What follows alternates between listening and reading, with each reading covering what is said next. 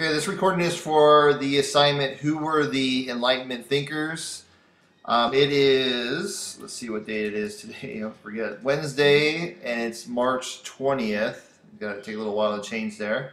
So it's Wednesday, March 20th, and for this assignment, it starts off read and research, and you respond. So the read and research portion is asking you to read the Enlightenment Thinkers Research documents, or it's attached down here on the bottom.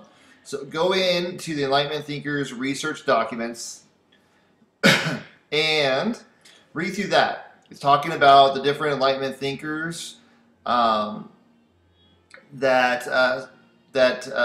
democracy like to draw from, and that during the most well-known Enlightenment thinkers during the Enlightenment era or the Renaissance. So all of these gentlemen were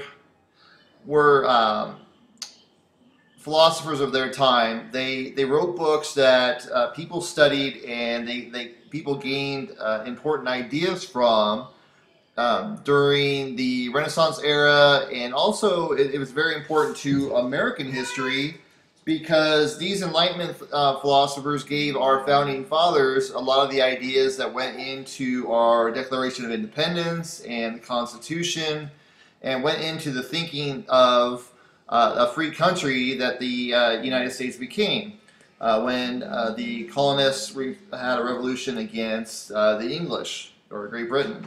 So this assignment is not only important for world history, it's also important for U.S. history and government class. And some of you, this might be a review for you that you've already studied about people like Hobbes and Locke and Montesquieu, Rousseau. All of these Enlightenment thinkers were important in U.S. history and government, U.S. government also. So, what were Enlightenment thinkers? Enlightenment means to literally to shed light on something. So the Enlightenment thinkers, they were writing books. They felt like they were shedding light on the way that the world should be, or the way that government should be, and the way that the human experience should be. So, if you go back into the assignment, if you think back when I talk about the printing press in the past and how important that was in getting information out to everyone, not only the rich, but it put information out to everyone, the rich and poor. Anybody that could get their hands on a book were able to get information.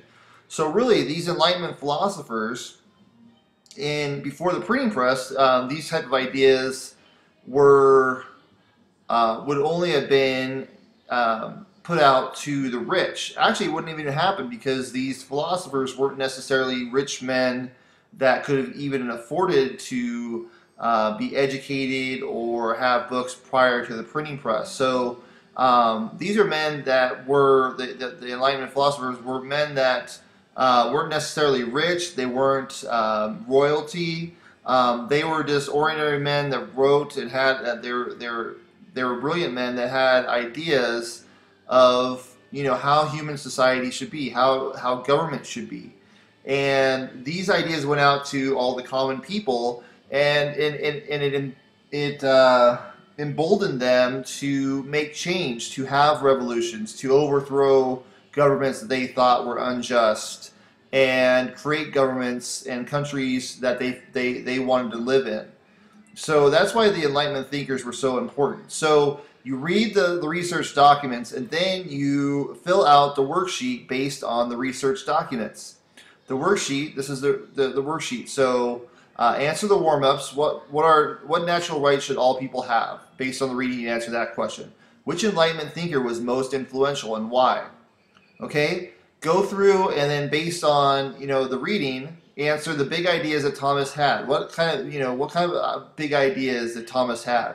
You'll recognize a lot of the big ideas that these gentlemen have because they're used in especially American documents like the Declaration of Independence and the Constitution.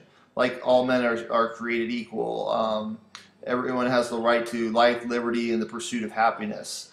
Things like that. Those are like big ideas that you're going to put in to these columns for all these different Enlightenment philosophers. Okay, that's all you need to do. Shouldn't take you too long, and if you're able to recall facts from reading really easily, you should be able to fill it out fairly easy. But I mean, you guys are gonna have a hard time to remember, what big ideas Thomas Hobbes had. You'll have to go back into the reading and check it. So I'm sure everybody will have to do that. And then, oh, I'm sorry, on the far right over here, it has 3 rights I think are essential to successful society. You only have to do that one time. So you can put one idea here, and one idea there. Okay? You can take one from each one of these columns too if you want to, or you can put all 3 from, if there's, from one column. It doesn't matter what column you get it from. Okay, that's all I have. I will talk to you all later. Bye.